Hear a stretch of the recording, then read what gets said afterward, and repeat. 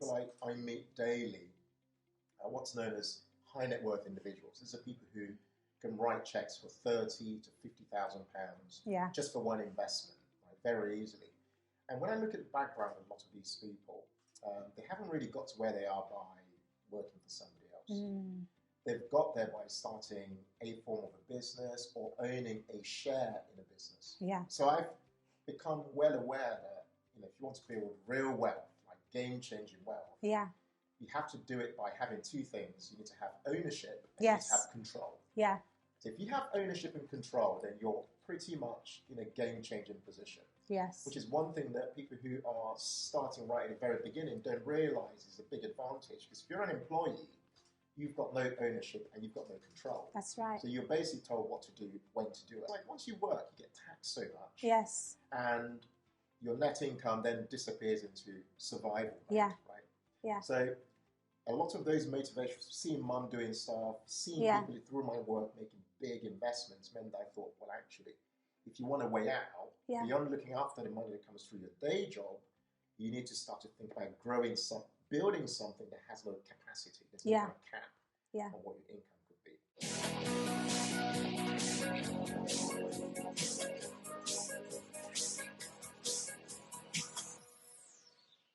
If you are in business, then you know that using video in your marketing is where it's at. But perhaps you're in a place where you're wondering, is it, shall I do videos? Shall I do blogging? Shall I use YouTube? Shall I do Facebook Lives? What should I do? Well, my guest on today's show, the Lucrative Lady Talk Show, with me, your host, Pam Obasa, is the amazing Ken Okorafor, who isn't just a guest, he's actually my brother. Yes, that's right. So Ken is my amazing brother, and I'm so excited to talk to him on this show. We are talking all things monetizing YouTube, but I have a special treat for you, lucrative ladies. We are also going to be talking about financial independence and how to increase your various sources of income. Shall we do it? Let's do it. Welcome to the show, Ken. Thank you. Thanks so much for joining me. This is a first for us. I know. I feel this is a special moment. This is the first time. We've been on set together. Normally we talk via WhatsApp. Our family mastermind on the phone. Or you're coming to pick your kids up. I'm coming to pick my kids, or you're picking your kids from mine. We're just doing family stuff. But behind the family stuff, we are a family of business. Absolutely. Right? Can we talk a bit about that? So a lot of people, actually some people might know this, but we've run multiple things. Multiple businesses, covering different niches actually. And I think more lately in the last, I'd say 3 to 5 years, we've started to operate online a lot. Which is interesting. A lot of you, people who are watching might know, some of them might know, I run a company called The Humble Penny. At thehumblepenny.com, which for me has completely transformed our lives. It has. And it's actually started because I saw you doing stuff online. And I thought, hang on, if my sister can do this stuff, right, I can, I've got a skill set in the family. Yes, you have. I can learn from that and apply that online. So, and it's completely blown our minds, and we'll touch on YouTube later.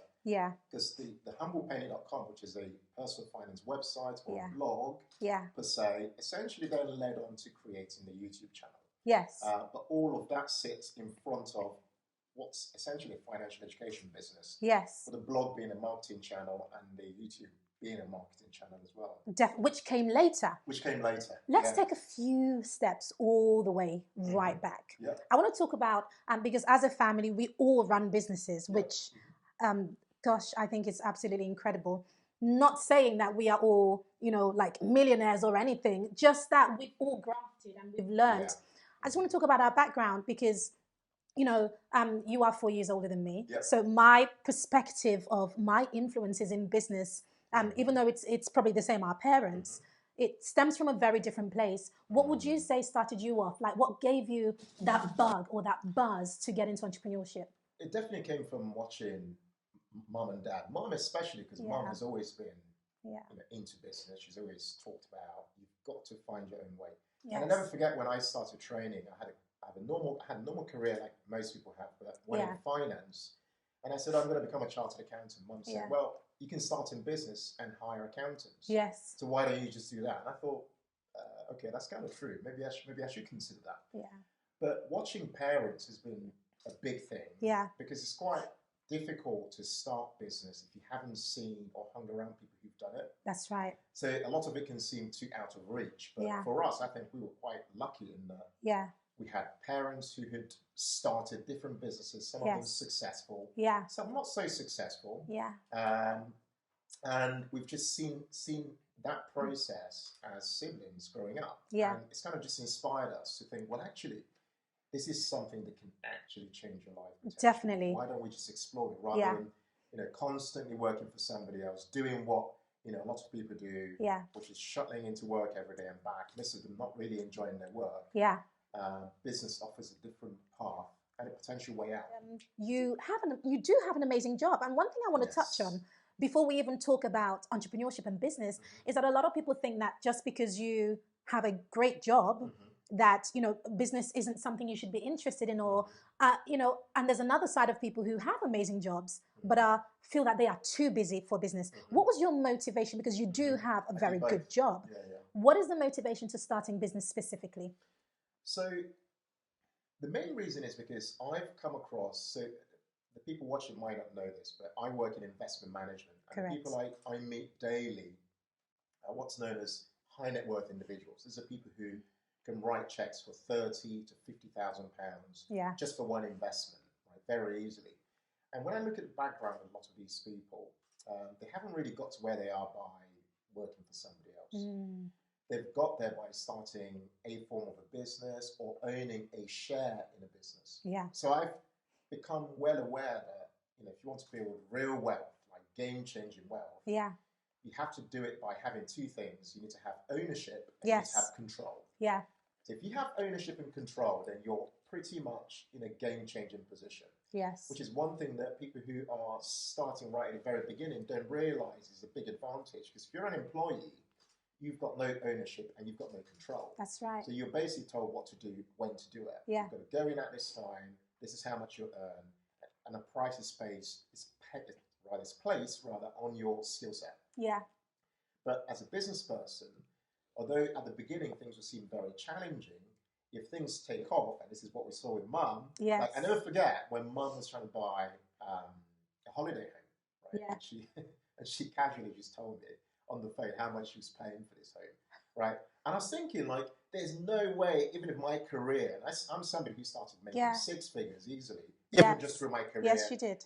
Before I turned 30, right? And I'm thinking, there's no way that I'd be able to replicate that move she's making. That's right. Through my job. Because like once you work, you get taxed so much. Yes. And your net income then disappears into survival mode, right? So a lot of those motivations, seeing Mum doing stuff, seeing people through my work making big investments meant that I thought, well, actually, if you want a way out, beyond looking after the money that comes through your day job, you need to start to think about building something that has no capacity. There's no kind of cap on what your income could be. Definitely. Speaking of, having a day job, let's think about those in a 9-to-5 situation. A lot of people are afraid, to move. What would your recommendation be? Because there is one school of thought that says, if you want to start a business, then leave your job and start the business. Now, what is the correct way of doing this? What would you recommend? Because you didn't leave your job to start your business. I'd say absolutely. The way I've done it and the way I think it should be done, especially if you're somebody who is in a family situation, you've got children, or you've got some form of responsibility, is focus on, first of all, trying to do your boss's job. So become almost indispensable. It's almost as though they can't sack you because you become so good. But parallel to that, I'd say try and invest about 2 hours a day. So the big experiment I had with Humble Penny was trying to prove that I could have global impact with 2 hours a day. Nice. So if I could put in 2 hours a day every single day, and the big kind of epiphany came through consistency. If I could consistently put 2 hours a day into something, and consistency is something most people can't do. Because most people can't even be consistent in having a shower, let alone, putting it into business, right? So if you can be consistent about putting 2 hours a day into something, to a side business, so you might be waking up at 5 o'clock in the morning, working till 7, then heading off, or doing it in the evening or whatever. But doing it periodically, what then happens is, most people have heard of the power of compounding interest. Compounding happens with time also. So the more you put your time into something, it builds up start to build up critical mass over time. That's right. So at the beginning, you might not think 2 hours a day is worth anything. Yeah. But after 1 year, the compounding kicks in. If you've been consistent. If you've been consistent. Correct. So so a lot of the results we're seeing today has come from 2 hours a day over 2 years. Yes. Right? Yes. And so now you're building something that's starting to become a competitor to your income from your day job. Yeah. And you're like, well, you know, this becomes exciting because this thing I've been putting 2 hours into a day into could potentially replace my day job. Then you start to think, well, how do I scale this? You start to bring systems, processes. Yes. You start to think about hiring people. That's right. VA or whatever. Yes. And start to do some interesting things around automations. Yeah. Because then that starts to build up and become really exciting. Definitely. And even though I've been in business much longer, you know, for quite a long time, because I haven't really had a proper job in that way. You know, the 2 hours a day, I can definitely recognize that because even though I was in business, I was running the nursery businesses for the family, and I had the 2 hours for my own business, what was mine. On that note, let's quickly talk, Ken, right? So let's say you have just 2 hours a day. Because if we are going to empower people and send them off to be consistent with their days, we've got to help them to see, what do you do in those 2 hours? So you've built, we're about to talk about the Humble Penny and how you've built that brand and how it's grown in so massively in such a short space of time, 2 years, in 2 years. Can you tell us what are some of the key things that you did in 2 hours? So you have just 2 hours. Let's break it down time frame by time frame. So you mean daily? Yes. Oh, well, it all depends on what stage your business is at. So if it's somebody who's just starting out, you really want to try and put something out there as quickly as possible. Some people refer to this as a minimum viable product. Yeah. The reason you want to do this is so that you start to get immediate feedback from the marketplace. Yes. Whether your idea or your business or whatever it is you're doing or your product is something that offers people real value. And the litmus test for value is that people take out a credit card or debit card and invest. And they invest. Correct. And they pay for yourself. So if you your initial thing is, well, how do I put my 2 hours a day into creating this minimum viable product? Yeah. And for a lot of people, that's a big leap because the two hardest things people struggle to do are starting things and quitting things. So most people spend too much time pondering and trying to make things look perfect. That's right. What you want to do is put that thing out there and let the marketplace be the judge. That's right. And then over time, depending on what the marketplace says, your 2 hours then becomes about iterations and more testing. Yes, absolutely. Think about how do you test and scale this thing gradually. But your main concern at the beginning is not scale. It's kind of, is this thing something that people want? Is it solving a problem? That's right. Is it really giving people some value? And are people willing, to pay for it? Yeah. Okay? And then over time, you then start to think as a business person, because businesses have different aspects to them. It could be marketing, could be finance, could be bare admin, could be operations. Yeah. You start to think, well, actually, what is my role within this thing that's becoming a business? And how do I allot my 2 hours to the most important aspect of that business? That could be sales. Yeah. It could be making sure that you're actually being paid, so finance. It could be making sure that if brands or other counterparties are getting involved, that you're dedicating some time towards negotiating to get the best deal. So, for example, on the Humble Penny, I get big brands get in touch and go, oh, we want you to come work with us, 2020 campaign or whatever. I need to be able to make that time to be able to look at those because I see those as high value. Yeah. So the question then becomes, how do I allocate my most limited resource, which is those 2 hours? Yes. What should I dedicate it to? So every single week, I do that by looking forward into my calendar. Yeah. And I schedule in what those 2 hours per day should look like. What are the most important tasks that I want to be committing my time to? And the question then becomes, how do I expand on my 2 hours? That's right. Okay, so how do I, as somebody who's worked in kind of the executive world through my career, I'm very good at telling people what to do and delegating work. So the question then becomes, where do I find resources to make my 2 hours become 8 hours? Yeah. By using other people. That's right. Other people's time, other people's money. Yeah. That's right. How do I do that? How do I achieve leverage? Yeah. And so that my 2 hours, I go do this, becomes like this big activity. Yeah. And so that's helped because that's what's helped Mary, for example, my wife, come and join the Humble Penny full time because she's just helping me out on the side. And she said to me one day, hey, I'd love to work for the Humble Penny full time. I'm like, oh, That's interesting. I hadn't actually thought about that. Yeah. The question then became, how do we make this thing sustainable enough? Yeah. How do we, by that I mean, how do we make it make enough money? Yes. To be able to afford her time? Yes. For her to bring that skill set to this space, and for us to make more money and be able to acquire other people's time. On that note, right, you talk about money quite a bit, which is so important. And I find that a lot of entrepreneurs are quite afraid of talking about money and afraid of talking about the money their business is making or isn't making. So a lot of people want to focus on the aspect of impact and purpose and helping and serving and all of that. But as a finance guy, you've made a very clear specific, differentiation between the two. It's, if Mary and I are going to work together, is this business able to sustain us as a family? Can we just talk about the mindset behind that, right? Because I think that's absolutely huge, because there are so many people who are doing incredible things in their business and spending so much time and money, but aren't making any money. And I feel that's because they haven't actually got, they haven't got the foundations of really being okay with talking about money and knowing that their business ought to make money. That's powerful. So a really interesting perspective when you're at the very beginning or when you're just starting out is asking yourself, this thing I'm going to go into, am I willing to accept the trade-off? So a big kind of epiphany for me was realizing that everything in life has a real trade-off. So if you're going to start something, don't be almost deluded into thinking that, oh, I'm just going to start this thing and it's just going to take off. You've got to ask yourself, what is it going to cost me in resources, i.e. my talent, my time, my money, right?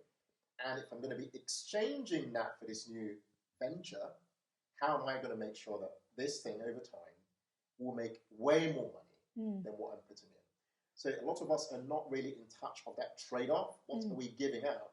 A lot of us, in fact, place very little value on the value of our own time. That's right. Because time's worth more than money. They're not the same thing. A lot of us put a lot less value on our time and therefore don't really assess a lot of time, to what extent is this thing really profitable? And that then means that a lot of us therefore don't put up paywalls. A paywall is actually necessary. Otherwise, the whole world will invade your time. Everybody wants a piece of you. Why not?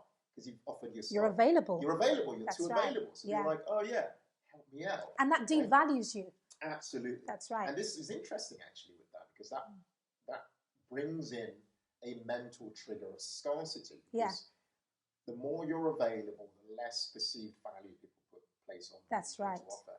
But the more scarce you appear, the less available you are, the more people go, I really want this thing. And I'm willing to get my hand in my pocket, get my card, I need to pay for it. Actually pay. Because only when they pay does it actually become an investment. That's right. And that investment indirectly becomes a piece of accountability. That's you right. Feel like, net, I'm down because I've paid something out. I've got to find a way to make that money back. That's right.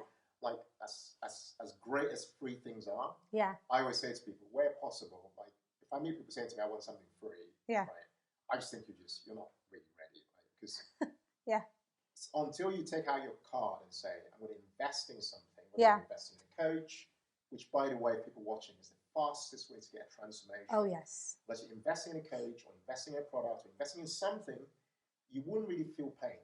You need pain to feel like you're uncomfortable. It's only when you're uncomfortable do you then start to actually go, well, actually, do you know what? I need to make some moves. Something needs to push you. Think about it. How many lead magnets, how many freebies, how many things have you received that you haven't even opened? Right? Loads. On that topic of free and value, let's talk about YouTube. Because I want to talk about monetizing YouTube specifically, but YouTube is an avenue where, a lot of people, when they start off at YouTube, if they start at all, it's the mindset is I need to create lots of videos and videos and videos, etc., which is all free stuff. So I polled our lucrative lady community earlier this week and asking them all about, what sort of questions do they have about monetizing YouTube. Now, with your journey, Ken, I know that you've built multiple streams of income and YouTube has become one of them. So let's talk about how did you get started with YouTube? And I want to talk about the moment when you became monetized, because when you shared this story with me, when you called me, Ken got monetized on YouTube, my phone rings. In fact, you sent me something on WhatsApp, right? You sent me some screenshots that show that you were monetized, and the excitement. And I knew that that was the moment when that was real passive income, right? Because once you've created that video, it's out there. As it grows, the money keeps coming in. That's where real passive income comes in. That's the point. That's actually a really important point. Yeah, a lot of people think, a lot of people say, oh, well, actually, it's not really passive because you're spending time on making videos. But what people forget is that every single video is on a timeline. Yes. And think of them as your employees, almost out there working for you. So every single one, I can look at them on my phone every day. Everyone has a revenue line. So, oh, this video's made $100 this month. This video's made $88 was made. So every video you put out over time has a compounding machine that kicks in. That's right. And gets to work for you as time passes. But with everything that's passive, you've got to put time in initially to create it. To create the quality that happens. What is the criteria for being monetized on YouTube? Okay, so first of all, for anybody watching, my channel is The Humble Penny on YouTube. So go in there, type it in, subscribe and join us. We will have a link below this video. Click it, get in. The criteria is twofold. Actually, it's threefold. First, you've got to have 1,000 subscribers. Yes. Okay, that's one of them. Secondly, you've got to have 4,000 watch hours on YouTube. So people have to 4,000 watch hours, by the way, because you're thinking, oh, what is that? 4,000 times 60 is 240,000 minutes. Yeah. Okay, so people have to watch, and you might be thinking that's overwhelming, but we did it in 3 months, and I'll tell you more about that in a second. So that's number 2. So 1,000 subscribers, 4,000 watch hours. Number 3, you've got to meet the YouTube Partnership Program's community guidelines. What that means is you can't be talking about gambling or terrorism, weird stuff on your channel because they'll just not approve you. Yeah. Even if you've met the 2 things and you apply, they'll just not approve you to join the partnership program. Yeah. Because YouTube is about community. Yeah. So what they want is people creating high quality content for a community on YouTube. That's what they really want. So if you meet those 3 guidelines, you essentially go in, it's very straightforward. You say, I want to now enable monetization on YouTube. Yes. And you apply, and it goes through a process of you setting up your AdSense account, which is how you're going to be paid on YouTube, and also telling them how you want to be a YouTuber, whether you want to be an individual or a company and stuff like that. So it's a bit of admin to do. That took us probably about 15, 20 minutes. Yeah. Very straightforward. Yeah. But those are the 3 criteria you need to meet. Okay. So you meet those criteria. Let's talk about your journey specifically. You met those criteria quite within 3.5 months. 3 months, yeah. So because that is the hardest part of the journey, what did it require? What kind of content is YouTube looking for? Okay. So YouTube is looking for a lot of YouTube. In fact, YouTube's actually mainly a children's platform. So a lot of the content on YouTube is actually kids things. But the other thing that works really well on YouTube is how-to videos. Yes. Right? So videos that teach people how to do stuff, because people just want to be able to go, I want to fix how to change a light bulb. They go to YouTube and type it in. So the type of content you produce on YouTube has to be created to offer somebody a transformation within, say, 10 to 20 minutes of them watching it. Yeah. Okay? But for us, from our perspective, a lot of the content we're creating is helping people. I'm just zooming out a little bit because I then want to zoom in. We essentially, our channel is created to help people work towards becoming financially independent. Yeah. So there's a transformation that's future-based. Yes. Okay, so that's very important. It's a future-based transformation. Okay. What that means is that people then always come back to the channel because they are aiming for a future-based They're on a journey. They're on a journey. I see that. That's kind of the unwritten rules. Kind of the transformation you're offering has to be future-based. I'm talking to the people who are creating businesses, right? Yeah. So that then means that then dictates the type of content that you create. So for us, because the overarching theme is financial independence, the question then becomes, what are the pillars that help you work towards financial independence? Yes. So for us, it could be making money, investing, saving money, tackling debt, working on your mindset. Those are then our subcategories on YouTube. So if you go on our YouTube channel now, you see all those subcategories. And what we do is we then create videos based on those various subcategories to then help people who are on this journey to financial independence. I love that, because that's a content creation strategy, pretty much. You know, but for YouTube, but that applies, you know, to other places as well. So that's brilliant. So you have your subcategories, but I want to talk about YouTube SEO, because in our private conversations as brother and sister, that's something we've talked about quite a lot, right? So can we talk to the lucrative ladies about YouTube SEO, because it's not just about saying, here's Ken on the show with me right now and we're talking YouTube. No, we need to find the right words that people are searching for. So how do you go about doing your keyword search? So this is very interesting. So I did an SEO course. One of the most important things I did in 2019 was an SEO course.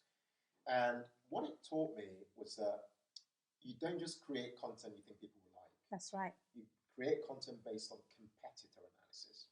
So what you have to do is you have to find other businesses or other YouTube channels that are you deem as a competitor of yours. It might be way bigger than you, but you've identified that the key ingredient of what they're doing is similar to yours. Okay? You have to find them. Well, the way you once you found them, the way you then analyze them is to use the tools that are available on the internet. For example, there's a website called Social Blade that I use. You go in there and type in the name of the channel that you're looking at, and it tells you what the most popular videos are for that particular channel, what videos have made the most money, what videos people have commented on the most, what videos people like the most, what videos have the most engagement.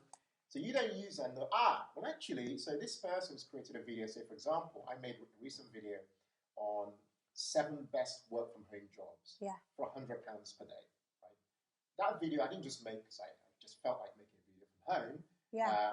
The videos for making money from home. I did it because I analyzed the competitor and I saw that they had over 1.5 million views on making that video. And I thought, what are the ingredients in this video? And how do I use the ingredients to create a different recipe? Nice. Right? That's the goal. SEO is about analyze a competitor and to understand what the ingredients are. So you're not so you can copy them, but you can use the ingredients and create your own recipe. That's right. That's really the key. So once I analyze that particular piece of content, I'm looking at things like, what are the words they've used in the titles? How long is the video? Right? What are the meta tags? What are the tags, the keywords they've used in the tags? What descriptions have they used? When I look at the entire video, what was the intro to the video like? What was the middle like? How did they end? What was the call to action at the end? What did they ask people to do such that people had engagement? Right? So there's a great deal of initial planning that means that you then, and I do this on my iPad, you then have an entire plan for how a video becomes successful. You then use that plan to then say, okay, I've now got the recipe, the ingredients. How do I now create the recipe using my own personality, my own story? Because it's about storytelling. Every video I do, and we talk about this a lot, we talk about this a lot, is I always then relate it to my own personal life, right? Tell an entire story, by the end, offer a transformation. Okay, so from an SEO perspective, the key things are understanding what are the keywords. A really good website or thing to use for that is a thing called Keyword Everywhere. So I use that a lot. It's a Google Chrome plugin. You use that to then analyze this particular video this individual has done very well. What is the keyword that they've used? So in my case, it was work at home jobs. That was the keyword. I had millions and millions of searches on Google, and I knew that because I searched it on Keyword Everywhere. And so I knew I now had my ingredients, and the recipe was how to create a different recipe and do better than that video. Where were the shortcomings? And I know what the shortcomings are by looking at the comments. I look at, people say, why didn't he or she cover these aspects in this video? I'm like, okay, I've got those aspects as well as the entire ingredients. Now I have a complete tool set to create my recipe. I love that, because you are going in. You've spent a lot of time doing so much research. Hence why when you create something, it's very successful very quickly. And people might look on the outside and think, it's just a 10-minute video you just threw together. But it isn't. Lots of time went into the recipes, like going to a restaurant and eating something really nice. And you think, well, how do I make this? Let me read on the back and see what are the ingredients and so on. Then I've got to put together my own stuff, which I absolutely love. Now, Ken, I want to ask you for your 5 rules of success when it comes to YouTube, but specifically getting monetized on YouTube. Now, I do have lots of questions from the lucrative ladies, which I'm going to dive into. Some quick fire questions. But when it comes to making money on YouTube, not just getting monetized, but making money beyond being monetized, right? What are your 5 rules of success? So number 1 is to be consistent. So consistency is by far the biggest kind of thing on YouTube. Same as blogging, by the way. My real skill comes from blogging initially. Then I'm applying the blogging skill to YouTube. So consistency will be 1. The second one will be, make sure the people on your channel don't think that you are just offering free stuff all the time. So they've got to know that you are not afraid to ask for people to pay for stuff. Because I learned this from another influencer who said, like, his first YouTube channel failed because people expected him all the time. He's like, oh, here's this free thing, here's this freebie, here's this freebie. And people are like, why are you asking us for money now? Like, and so make sure people, and by that I mean the way you make sure is if you create 5 pieces of content over a period, say over 2 weeks or whatever, a month, making it up, make sure one of them has a sales element. There has to be something that people know that this channel has some economic activity going on. So number 1 is consistency. Number 2 is making sure people are you're actually selling stuff. I'd say number 3 is create high quality. So it's not just about the quantity of stuff you put out. So I learned this from a friend of mine who refers to this as epic content. So create epic content. By that I mean look into quality. And you can do this using simple tools, your mobile phone and so on. But what makes it epic is the depth of the video created, the piece of research that's gone in, all the keywords and so on. Number 4 will be to make it fun and entertaining. Because people don't just watch videos. People are miserable in their lives. I kid you not. Unfortunately, they want to hear something interesting. They want some insights. Make it fun whilst also offering them insights. And number 5, I'd say focus on quality. Quality doesn't have to be expensive. Start with what you've got. Start with what you've got. I love that. So if you've got an iPad, start with the iPad. If you've got a mobile phone. So give you an example. I used to make my videos using 2 cameras. Then people started to complain on the channel saying, like, Ken, don't keep cutting from one scene to another. I'm like, oh, so they want me to make it even simpler, which makes my life even better, because all I need is just one interesting. camera. I know, right? Because I thought, oh, they'd love interesting angles. But no, they're not interested in that. They just want, literally, me speaking to the camera, being authentic and being real. Nice. If I had to add another one to that, a rule would be to be yourself. Be authentic, be real. People want to know, because don't forget, YouTube, the big kind of thing that YouTube helps you do quicker than most other platforms, and we haven't talked about this, is that it helps you achieve a number of mental triggers. One is it helps you build authority very quickly. Very quickly. Secondly, it helps to give you likability very fast, because they're seeing you talking a lot. It helps you also build a mental trigger of community, because you build a community on YouTube, people trust you a lot. And then it gives you the opportunity, if you want, to offer things such as, to throw in things such as urgency and scarcity, because you're not available all the time. They see you and they want you, because you're not available, you become valuable. That's right. So I love that. Really, really love that. So Ken, I'm going to take some questions from the community. Let's do it. I'm going to give you 20 seconds per question. Go on, then. I know you can do it. One of our lucrative ladies, Tina, asked a question. She said, how do you create a course and market it using YouTube? What would you say to that? So we haven't even talked about how you make money on YouTube.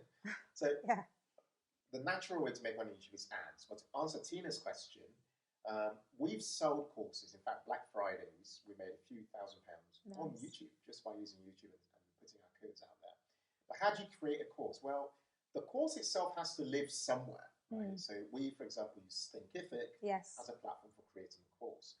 Then the question then becomes, how do you create a piece of content on YouTube to then market the course? So that it's quite a natural thing to do. So, for example, they're just making this up. I created a course about budgeting, for example. I might make a video on, say, how budgeting is helping us stick to £50 per week for food, right?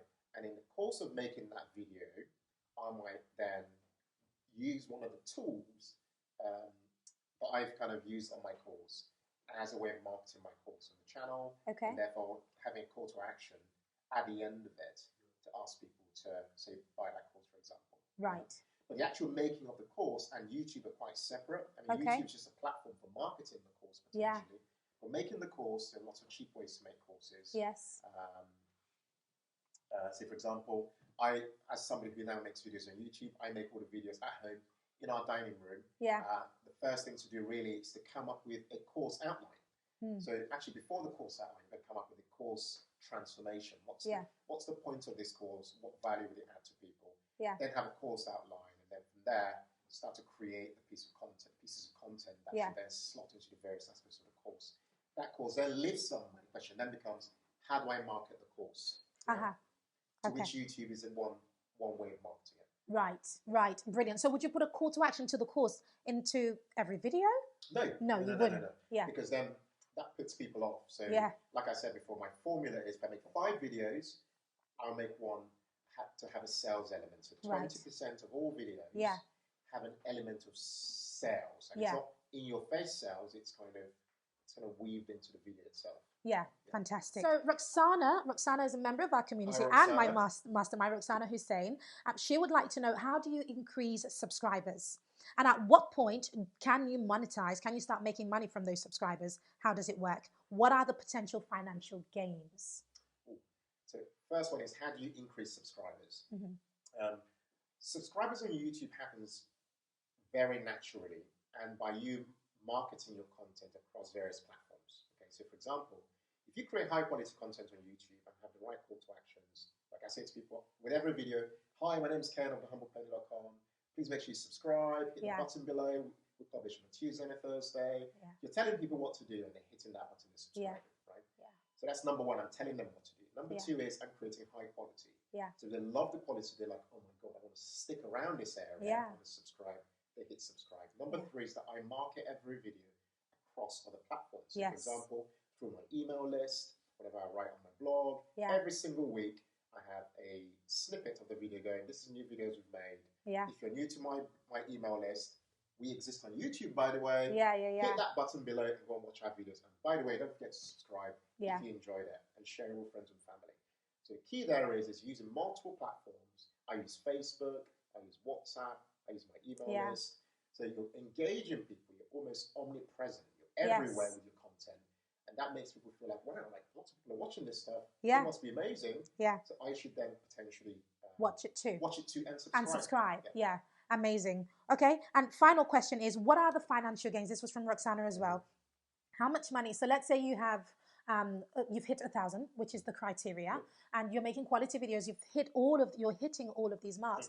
What sort of financial gains can you expect? Okay, so this can grow very quickly. So for example, we've only started YouTube 3.5 to 4 months ago. And we became monetized a month and a half ago. I just checked our analytics before I came in. We're almost hitting about $500 per month, just from 3,000 subscribers. So what that means is this can grow very quickly. In fact, very promising. From our 3,000 subscribers, we're forecasted to be at 30,000 subscribers by this time next year. Wow. So if you imagine that, the content you put out then compounds.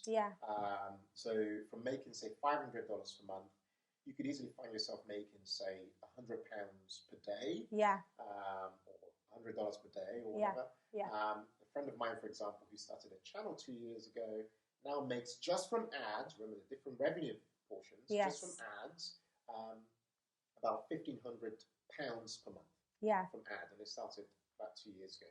And these are ads that people are placing on her actual channel. Yes, these are ads that you don't do anything. You just monetize. You just hit, I want ads.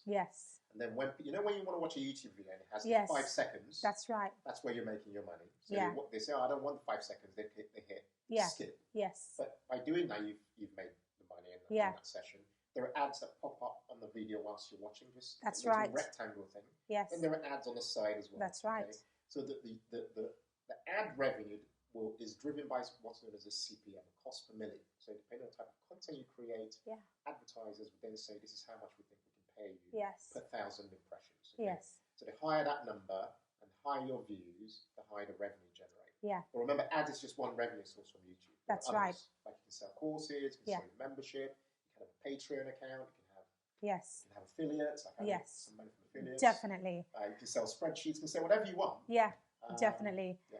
Ken, it has been so good to have you on the show. I feel like next season I want to bring you back to see where you have gone. There's so much to talk about, and how far you have gone, and what has happened, you know, with YouTube for you. Thank you so much. I really believe that we have delivered. So, lucrative ladies, if you haven't already, make sure you subscribe to this channel that you are watching, and of course head over to the Humble Penny channel and subscribe and follow Ken and follow myself, so that you can continue to grow. But most importantly, we want you to really take action. We want you to do the work. If you haven't set up a channel already, go ahead and set one up. Follow the steps. Don't be afraid. Rewatch this video again and follow those steps. You have your first goal, hit 1,000 subscribers. Create high quality content, and most of the other goals really is to do with admin, correct? So that's really what it is. Thank you so much, Ken. Thank you. I love you. And it's been fabulous. Yes. It's been amazing. Yeah. It's been fantastic. Yeah. Amazing. Thank you so much. All right. See you soon. See you on the next season. Yes. Amazing. Thank you so much for watching. If you haven't already, make sure you subscribe to this channel. And of course, if you have any questions or comments, leave them below. And Ken and myself will come back and of course answer them. Thank you so much.